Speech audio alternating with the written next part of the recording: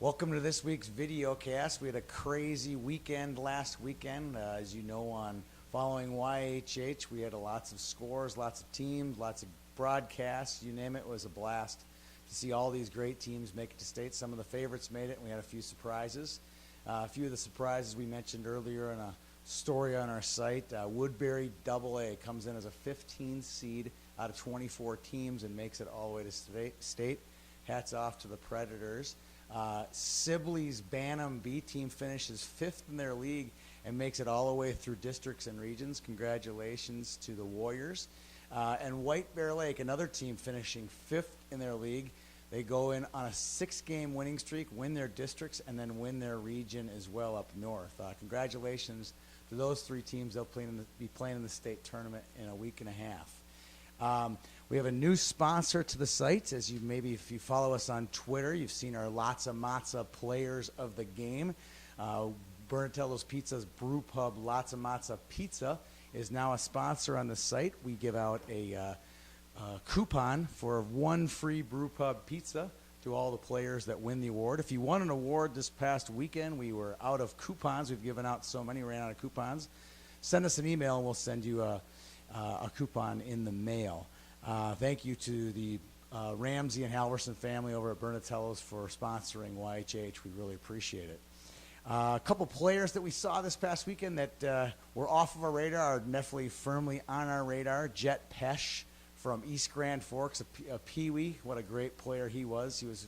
Every shift he was on the ice, it was entertainment, and not entertainment for the other team, if you know what I mean. Jake Anderson from Mankato, Bantam player. Number 14, he had a whale of a game in the game we broadcasted versus Edina on Sunday. And then finally, our last game that we broadcasted of the 8, we had White Bear Lake punching their ticket to the state in Bantam AA. Alec Will had an outstanding game, number 8. He had 2 great assists, and he made plays all over the ice. He was also our Lots of Matza player of the game in that game. We have a special guest today. In our second segment, Danny Ryan, a resident high school hockey historian and expert. He will join us, and we will go over our AA and single A picks. We'll also talk about a couple things we'll be covering this weekend. Between that segment and this one, we're going to do a little product highlight with Tim Slukinski from Warroad, Minnesota. Tim puts on some shooting camps in the summer, both up north and down here in the cities. And he'll talk about his camps and his expertise on shooting the puck and some of his background as a hockey player as well. I hope you enjoy the segments with Slukinski's, Tim and I, as well as our segment with Danny. Thank you. Welcome to this week's video cast product spotlight, camp spotlight. Today we have Tim Slukinski with us from Lamplighter Hockey. Tim comes to us from all the way from Warroad, Minnesota. Tim is down for his son Grant's region tournament, and he's here to talk about his camps. Before we start talking about his camps that he's going to put on this spring, summer, and fall, let's talk a little bit about Tim. Tim, thanks for joining us. Thanks for having me. Let's just talk about your hockey playing background. I know that you played for the hated Fighting Sioux, but I know that you played a little bit. You're from Canada, played a little bit junior hockey, played probably some post-college hockey as well. Talk about that a little bit. Yeah, that's correct. I'm from Portage la Prairie, Manitoba, which is 50 miles west of Winnipeg. And I played junior hockey up in Portage for 1 season, and then went to the Saskatchewan Junior Hockey League for 2 years. And from there went to the former Fighting Sioux, I guess, yeah. now. But what is it now? I don't even know the name of it. North Dakota. North Dakota, no name, right? University of North Dakota. Awesome. Yeah. So I was there for 2 years and finished my college playing days up at the University of Regina, Saskatchewan, up in Canada, and picked up my physical education degree there.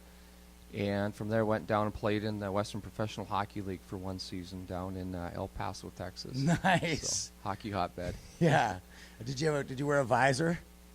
No. Yeah. No. That was a big thing back in the day, wasn't it? It was, but I think that was still before. It was still kind of catching on. I think it really was. It was almost an unwritten rule that you just didn't wear one at that time. Still.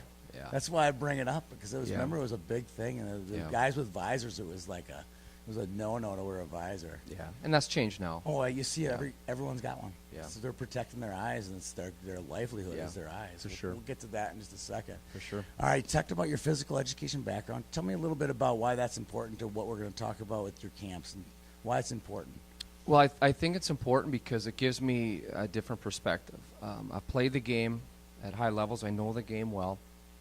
But at the same time, I think what the physical education trains me or has taught me is how to maybe analyze the skills necessary to play hockey. So I'm able to, watch the kids in my camps and quickly assess where they are and then determine what they need to get to that next step in their skill, which in this case would be shooting. So I think that background definitely helps the combination of the playing the game and then just that education training definitely helps the kids in the camps. Let's talk a little about the camps. I mean, there's lots of features to the camps. Tell the people out here what they would expect if they drop their kid off for your camps over a weekend. Well, I think there's three things that really, if I can summarize the camp, I would say this. The kids are going to have fun. That's important. There's no doubt. You play the game for fun. I mean, whether you're playing in the NHL or the MITE system across Minnesota, I mean, everybody still wants to have fun playing the game. I think that's important. So I want families and parents and kids to know that if they come to my camps, they will have fun. And I encourage the parents to come in, listen. It's an open door policy. I mean, they can listen and not participate, of course, but they're able to be out there if they want, and they can watch their kid and listen to what we're working on, and they can work on that when they leave the camp. So it's fun. I think that's important. Secondly, I want the kids to have success, and that's important as well. We challenge the kids. We give them a little bit of a taste of success, and then at the same time, we want them to fail because we want them to realize that you want to build up their confidence a little bit, and then at the same time, you want them to understand that, no matter how good you think you are, there's still things that you can do better. And that's that failure part of it. We want kids to fail, but at the same time, if they're having fun, they will continue to practice and work on those things that they know they need to work on to get better. So speaking of failure, all you have to do is turn on a Patrick Kane video where he's stick handling around the pucks. Have you seen that video? Yeah, I have. It's amazing.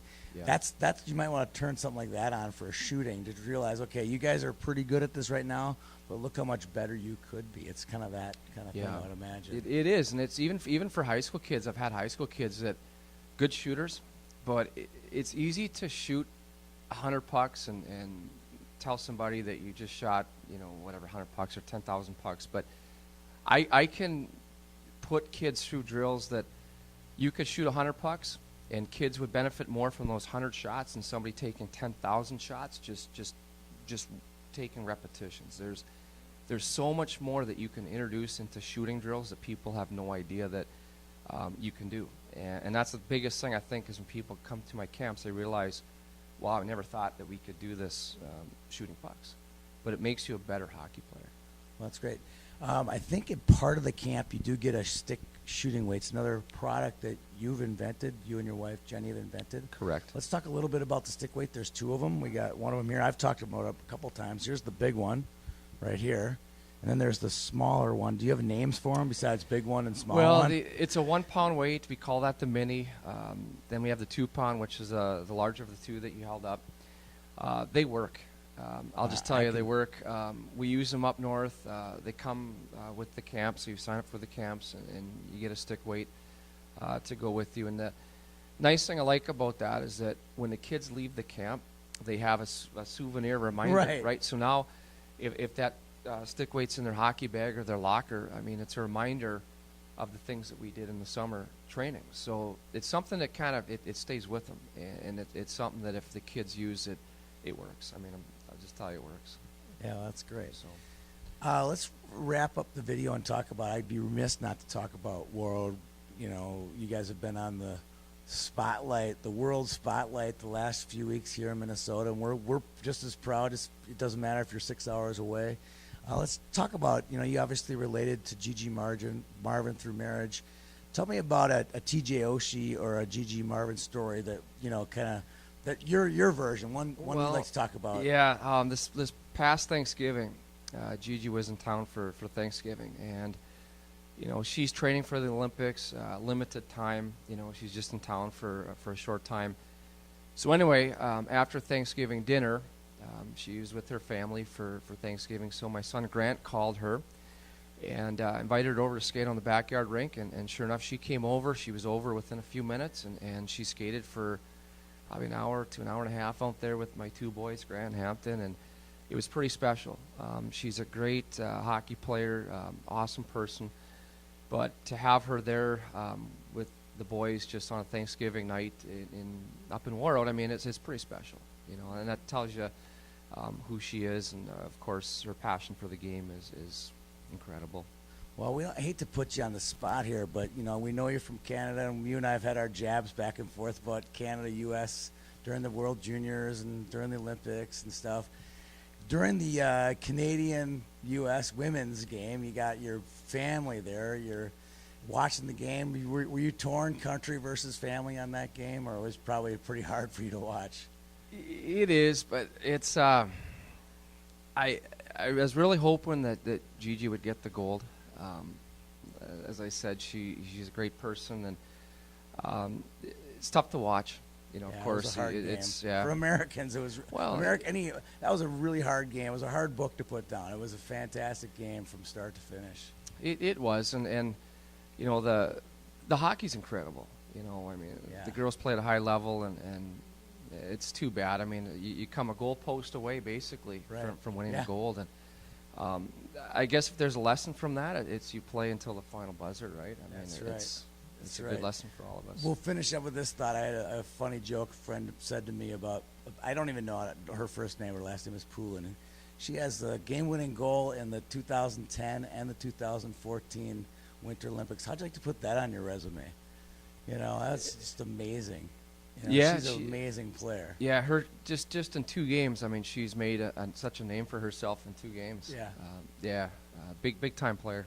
Yeah. Well, thanks for joining us. Check out our website. We have ads running all the way through May on YHH, getting you guys hooked up with the Lamplighter shooting camps with Tim Sklukinski. Tim, thanks for joining us. Good luck to your team the rest of the way this weekend. Yeah, thanks for having me. In Regions, and maybe we'll see him state up in Crookston. Yeah, hopefully. Thank you. All right, take care. Thanks. Welcome back to our third segment. We're joined by Danny Ryan, a resident hockey historian and high school hockey enthusiast. You'll find out in a minute why he is such. He also is bearing his Patrick White Grand Rapids jersey. I think it's a bit odd for a St. Thomas Academy grad to be wearing that jersey, but maybe you can elaborate on that a little bit later. Thanks for joining us, Danny. Thank you, Tony. All right, we're going to make our high school hockey predictions. We're going to start with the single A teams, and then we'll go take a quick break, talk about what we're going to do this weekend, and then we'll switch over to the double A, and then we'll talk about a few players that we should watch. So let's start with Game 1, Hermantown versus Laverne. I'm a huge Laverne fan, so this is a really tough game for me because Hermantown's my favorite to win the tournament. So who do you like in that game? I'm actually going to pick Hermantown in this game. I think Hermantown's got a chip on their shoulder. They finally want to come into this tournament and prove that they can win it without St. Thomas there. And so I think they'll have their hands full, but they'll win this game pretty easily against Laverne. Do not overlook Laverne. I don't. They're undefeated, 27-0-1. Yeah, so. This is a high-scoring Laverne team. You don't want to overlook this team at all. They definitely want to prove that Section 3A can compete. Absolutely. All right, next game, New Prague, Chisago. What do you think? I'm picking New Prague in this game. I think New Prague did really well this season. I think they're going to continue their role into the tournament. I like them to represent Section 1 pretty well. And I just am not convinced on the Chisago team as much as I should be. All right. Next game, number 1 seed East Grand Forks against Upstart Orono. Who do you like in that one? I like EGF a lot. They're my pick to win the tournament in general. I like Tanner Tweedham on this team. I really like how they can just play with anybody defensively. They shut down Warroad in their second championship game. They've beaten Blaine this year. They're a very, very strong team.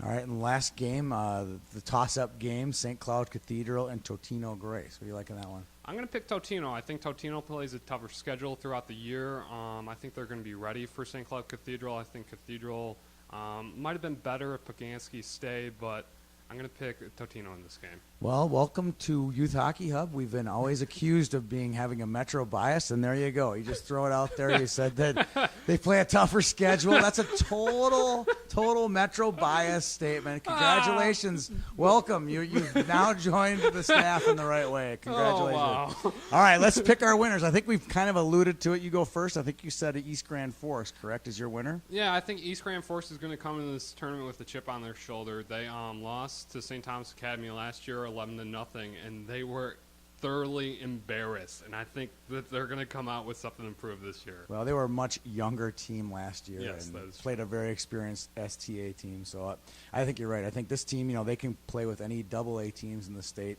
I think they will be the class of it, but I'm not going to pick that. I'm going, if you think East Grand has a chip on their shoulder, Bruce Plant has got the biggest chip. His chip is this big.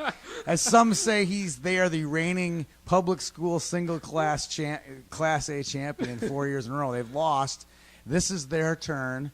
They can see that there's almost all public schools except Cathedral and Totino in this thing. They're going to make a run right through this whole tournament. Nothing's going to get in their way, even East Grand Forks. Hermantown's going to win this tournament. Well, that will be fun to watch if that happens. All right, so before we do the double A's and some players to watch, this weekend we'll be broadcasting from Victoria Ice Arena. We have the semifinals for this Maroon Division of District 6. So Squirt B's will be doing, and Squirt A's. There'll be two semifinals for their play-in games to the regional state Squirt tournament being played over in District 3 this year. So we'll be broadcasting those semifinals all day on Saturday. It should be a blast. Okay, let's get to the double A's. Let's talk about who you like in Game 1, Lakeville North versus Roseau. I'm going to take Lakeville North in this game. Lakeville North has been beating all the good teams this season. I really like the Paling brothers there. That line has a lot of chemistry together. They sure find the back of the net whenever they're out there. All right, so you say Lakeville North, Roseau. What about the fact that there's going to be 17,000 people in this rink and 15 will be cheering for Roseau? I think that's going to be a big deal. I think when you look at Lakeville North, they got a freshman goaltender that might get to his head a little bit. Ottinger. Oh, yeah. He's a heck of a goaltender. I don't think he'll be flustered one bit by that. I think that'll fire him up. All right, let's get to the next afternoon game, Eden Prairie versus Centennial. I'm going to pick Centennial in this game, and an upset pick. I saw them play Blaine in the section final game. I was really impressed with the Gorowski line. I think Reiner Gorowski is a very good player. They don't play three lines consistently, so I think the tournament's going to benefit them. I think all the stoppages, yeah. TV timeouts are going to make a big difference in this game. And then you look at EP. Snuggerud got injured breaking his hand in the section championship game. And though he'll be the best defenseman out there, it's still going to slow them down a little bit. All right, Game 3, the first game of the night game. Number 1, Edina versus Stillwater. Wow, Stillwater just beat up on Class 4A, AA. This is the first time since 1983, except for the 2004 Centennial team, that somebody else other than White Bear Lake and Hill Murray have come out of this section. So I'm looking at... Hey, Centennial won the state that year. Yeah, that's a good point. Are you going? But they also came in number 1 in the state, too. Yeah, with the Mr. Hockey Award winner. That's right. That's right. Gorowski. But I'm going to go with Edina. I think their depth, led by Dylan Malmquist, definitely this year, Notre Dame commit. They're going to just show that they can run four lines on you and just roll over you. All right. Last one. This is the toss-up game. Duluth East and Egan. I'm going to go with Duluth East in this game. This is going to be a defensive game. I'm going to go with the coach, Mike Randolph, 25 years at the helm at Duluth East. And I really like their defenseman, Phil Ballou. He's got a lot of offensive talent. He's a Mr. Hockey finalist. He's committed to Nebraska Omaha. And he's a 4-year starter, so he's been in the tournament now for 4 years. You got to go with Duluth East in this game. All right, so now let's pick our champions. I think I know who you're going to pick, but go ahead. You go first, and I'll take whoever you don't pick. Okay, I'm going to pick Edina in this one. I think this year has kind of been one of those years that anybody could be number 1 in the state. And I think when a year like that happens, you go with the team that has the most depth consistently, and that is always Edina, and I'm going to pick them in this game. Strength of schedule, 4 lines. Yeah, I they mean, beat- how many D1 guys do they have on that team? It's just Possibly everybody. yeah, that's true. So I see that as a good pick, but I'm going to go against you on this one. I'm going Lakeville North. They have just as good a resume, just as good a pedigree. They got D1 kids from top to bottom on their team. Yes. I think that's a definitely likely be the matchup is going to be Edina Lakeville North in the final. And I think Lakeville North is going to win. Either way, it's going to be a fun game. All right, let's talk about a few players that we should watch for in the tournament. Let's start with anyone on the single A side that we should be watching for. Is there anyone particular we should keep an eye out for? I definitely think Tanner Tweedum, like I mentioned, he's a tall kid. He will probably go D1. He's not committed yet. I really like this kid a lot. He plays with a really good defensive East Grand Forks team, and he will be a kid to watch in the tournament. All right. I'm going to not name one here. I think we agree on this one. Has got to watch out for the Paling brothers from St. Cloud. They're all going to St. Cloud State. They just recently committed, including the little brother Ryan, who's the 9th grader. Yes. This is a special group of kids. You got to definitely keep an eye out them. It's going to be entertaining to watch Exactly. the Palings play in front of the big sheet and the big lights over at Excel Energy. Exactly. Right? Exactly. All right, give me a couple others that we should keep an eye out for. I think when you look at Roseau, their top line of Alex Strand and Zach Yon. Zach Yon's a Mr. Hockey finalist committed to North Dakota. They're putting up video game numbers right now up in the Section 8 AA. So I think he's going to be a fun player to watch. And then I think you look over at Edina, you got Tyler Nanny, you got Kiefer Bellows, you got Wade, you got everybody to watch. You left out the best one. Who did I leave out? Malmquist. Oh, I forgot about Malmquist. Yes, the Notre Dame commit. I like him a lot too. I had a chance to see him play a couple times this year. I think he's not going to win Mr. Hockey. I think Avery Peterson's going to win Mr. Hockey from Grand Rapids, but I think he's the best hockey player in the state of Minnesota, without a question. Any thoughts on him or any other players that your pick maybe for Mr. Hockey? I think my pick for Mr. Hockey is actually going to be in the tournament this year. I'm picking Luke Snuggerud for Eden Prairie. They're defenseman. He's really good. He's mobile. His breakout is incredible. He is moving at least 5 steps ahead of every player. I think it'll be interesting to see how he does with a broken hand. It should be interesting. It should be a fun tournament. Danny, thank you for coming in studio here and adding your expertise to our staff, and it'll be fun to have you come on every once in a while and talk a little high school hockey and high school hockey recruiting and commits coming up down the road. Oh, that'd be great. All right, thank you. Thank you for joining us this week on YHH Weekly Videocast. Have a good day.